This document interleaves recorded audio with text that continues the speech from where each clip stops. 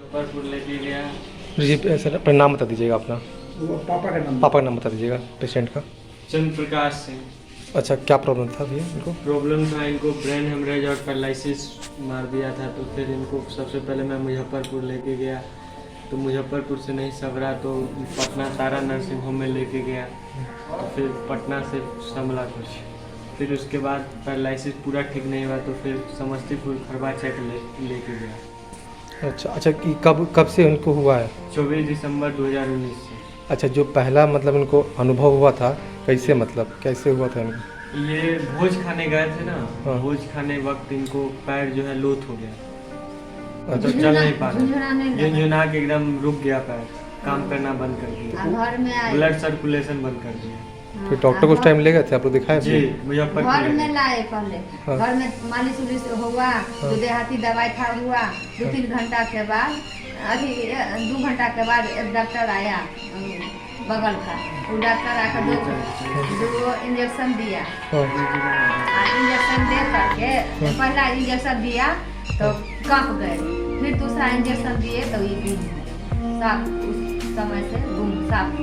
अच्छा वो तो उससे मतलब अब वॉइस में मतलब दिक्कत होता है बोलने में? बोलने में थोड़ा बहुत दिक्कत। थोड़ा मतलब बोल देते हैं। इनको ले गए उसी समय। और नाम बोल दीजिएगा घंटा सर। के बाद ठीक। मोटरसाइकिल अभी 4 चक्का आया तो ले गए। चलो ये साउंड ले लिया, साउंड दे दिया, इसको रिटर्न करने को। ठीक। ठीक है। तो ये इलाज के बाद कैसा लगा सर आपको? ठीक है, अच्छा लगा। अच्छा जी बैठने का तरीका इसका बदल गया, देखा? पहले आया था तो बैठने के लिए इधर उधर कर रहा था, अभी खाना खा लिया, नहा लिया, देखो शकल अलग लगने लगा। तो चेहरा वो पहले वाला चेहरा और ये वाला चेहरा अलग। अब इससे पूछ रही है, बालक से पूछ रही है, इसका भाग्य रहता है। ठीक है, बोलो। अंदर कुछ दिखाई दे रहा है सर? जी डिफरेंस सारा है? बहुत अलग लग रहा है, पहले से बहुत अलग लग रहा है। हाथ भी हल्का हल्का उठने लगा। इससे सोच लीजिए थोड़ा सा, नेट पे आ जाएगा। हाँ इनका तो ले लिया। हाँ जी, बोलिए ना कुछ। टाइम लगेगा इसमें। हाथ उठाइए। हाथ उठाइए। आज मैं पुनः एक पेशेंट के साथ आपको साक्षात्कार करता हूँ। मैंने बहुत सारे रोगियों को ये बताया, क्योंकि रोगियों का कथन में एक बात वाणी आती है कि मुझे बीपी बढ़ गया था, इसलिए मेरा ये पैरालिसिस, मुझको पैरालिसिस हुआ। तो उसमें एक बात बताते हैं जो आहार के अंतर्गत आता है, वह है लहसुन।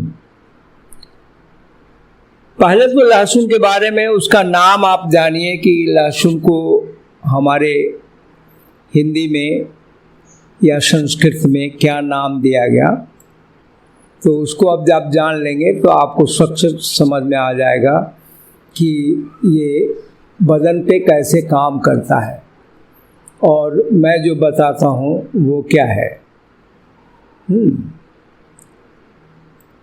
तो संस्कृत में लहसुन एक शब्द है, उसको राहुछिष्ट भी कहते हैं। बताया जाता है कि समुद्र मंथन जब हुआ, माने हमारे शास्त्रों की बात है कि समुद्र मंथन जब हुआ तो अमृत निकला, और अमृत जो था वो शूर और असुरों में युद्ध की बात लेकर आया। हर आदमी अमर होना चाहता है, तो उसमें राहु नाम का एक असुर जो था वो देवगण में जाकर और अमृत का पान कर लिया। तब विष्णु ने अपनी मोहिनी रूप के बाद चक्र छोड़कर और राहु का गला काट लिया। तो राहु के गला कटने से जो उसके अंदर से अमृत पिया था वो रक्त से होकर जमीन पर गिरा, और उससे राहुछिष्ट नाम संस्कृत में उसको कहा गया। राहुछिष्ट लहसुन को ही कहते हैं, रसोन कहते हैं। और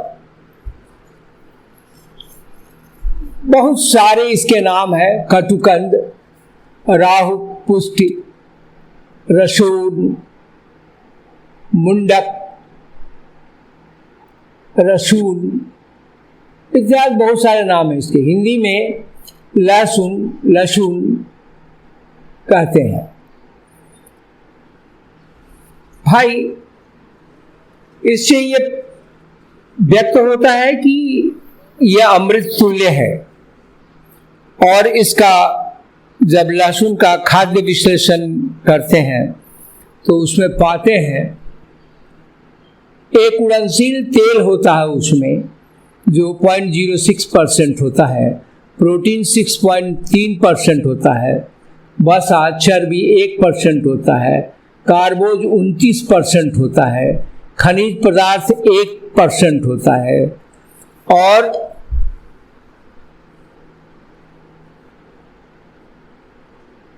और भी उसमें चूना जो है 0.3% होता है और 21% उसमें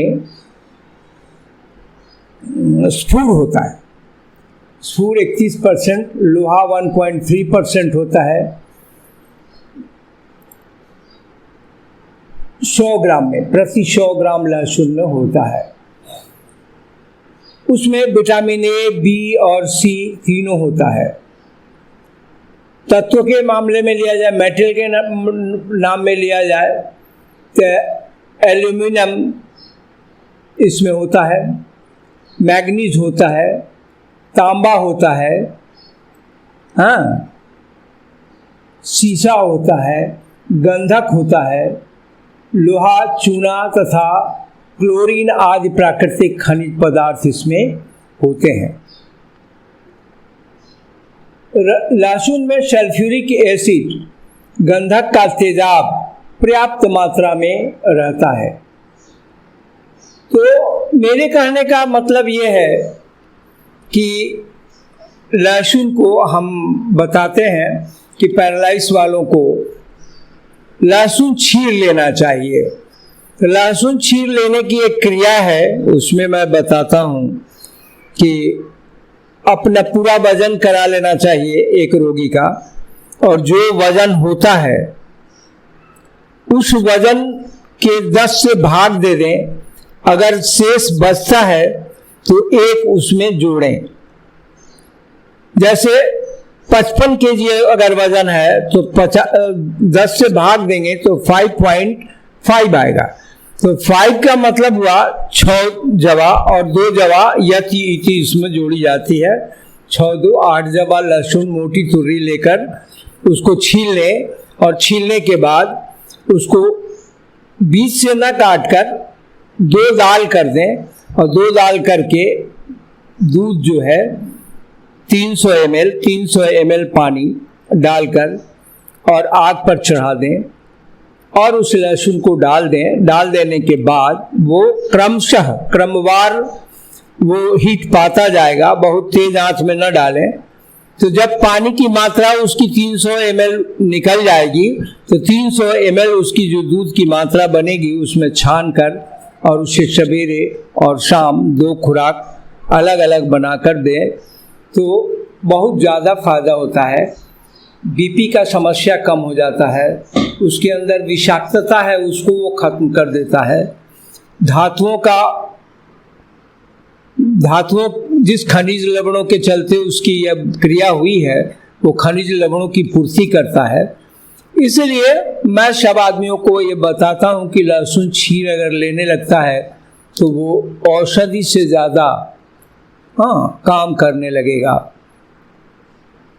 और उसके अंदर किसी तरह का कीटाणु है तो भी खत्म हो जाएगा और कोई दवा लेने की ज़रूरत नहीं पड़ेगी। ये इसलिए विस्तृत बताया कि आपके अंदर ये बात भावना उल्टा ना आए, ताकि आप उसका केमिकल एनालिसिस समझ पाएँ कि उसमें केमिस्ट्री के हिसाब से क्या क्या 100 ग्राम में रहता है। और मोटी तुर्री लेंगे तो 10 ग्राम तो हो ही जाएगा, तो 10 ग्राम हो जाने का मतलब है कि उससे अब इसकी मात्रा 10 से भाग दे देंगे तो सबकी मात्राएं निकल जाएगी और उतना तो आपको मिल ही जाता है। तो 10-10 ग्राम करके 2 बार लिया जाए तो 20 ग्राम, एक बार नहीं लेना चाहिए क्योंकि ये जलनशील थोड़ा होता है बदन में एसिड के हिसाब से, और आपके स्वास्थ्य को बहुत लाभ करता है। जो आहार लेते हैं उस आहार को सुपाच्य बना देना, उस आहार को बदन में रस विघटित करना इत्यादि उसके अंतर्गत आता है। इसलिए मैं कहता हूँ कि लहसुन का उपयोग करना चाहिए। मैं सोचा हूँ कि एक आपको लहसुन के बारे में विस्तृत ब्यौरा दूंगा, जिसके अंतर्गत लहसुन एक ऐसी चीज़ है जो हमारे दामन में बहुत ही महत्वपूर्ण रोल अदा करती है। लोगों ने कहा है कि तामसी है, लेकिन तामसी होना भी एक क्रिया है। तमस होना चाहिए बदन में, बहुत ज़्यादा ना हो लेकिन जीवन जीने लायक हो।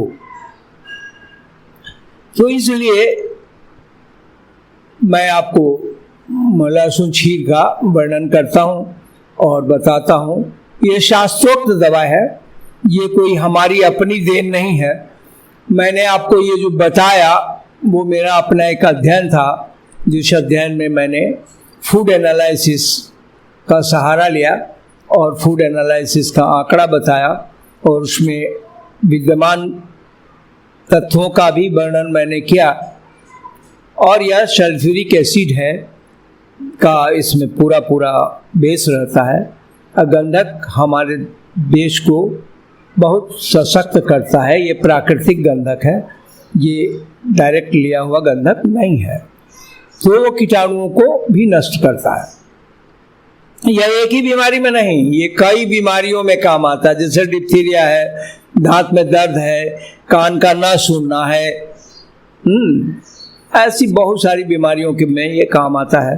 मैं इसके लिए एक आपको विस्तृत लहसुन पर क्या क्या आप कर सकते हैं औषधीय रूप में वो बताऊंगा। और मैं ये भी बताऊंगा कि मैं कुछ चीज़ें इसका बना के रखता हूँ कि अगर किसी को आवश्यकता पड़ती है तो वह हमसे शुद्धतम रूप में ले सकता है समुचित मूल्य पे। जैसे लहसुन का पाउडर, अब ये बहुत कम जगह मिलता है, तो लहसुन का पाउडर बना के हम रखते हैं। लहसुन बटी, लहसुन का छील, इस तरह का कई तरह का चीज़ बना के हमारे पास रखा रहता है। उसका कहाँ कहाँ उपयोग होता है। लहसुन स्वरस तो उपयोग होता है, उस हिसाब से उसको बनाते हैं, बना करके देते हैं। तो उसके बारे में भी मैं एक विस्तृत वर्णन दूंगा, क्योंकि आप लोगों ने मुझे चाहा तो मैं अपने अंतर्गत संचित विद्या को आपके साथ शेयर करना बहुत उचित समझता हूँ। अगर किसी आदमी को इससे लाभ मिलता है तो मेरा जीवन धन्य होता है। मैं उसके जीवन में एक नए रूप में, सहायक रूप में काम आया। ये मेरे जीवन के सारे जिंदगी में एक आकलन है। ये बात मैंने बताई। थैंक्स। आज की बात इतनी पर छोड़ते हैं। आपने गाठिया, साठिका, बात, यहाँ तक कि जो गले में नेक लग जाता है, लोगों के गला मोड़ नहीं पाते, उन सबको इंसान ने सिर्फ 1 मिनट में आराम दिया है और ठीक किया है। मैं बात कर रहा हूँ सिंगरौली में रहने वाले, जिनका नाम है लोटा बाबा। उन्होंने खुद उस बीमारी का पूरा अध्ययन किया, समझा। जहाँ पर लाखों करोड़ की दवाइयाँ हैं, वहाँ छोटे से जड़ी बूटियों को पानी में मिलाकर लोटे का प्रयोग करके इन्होंने उस बीमारी से लोगों को मुक्ति दी। आज बहुत से लोग हैं जो इस इलाज से आराम पाते हैं, नहीं तो इतनी महंगी दवाइयाँ और डॉक्टरों के फीस से बेचारे उलझे रह जाते हैं।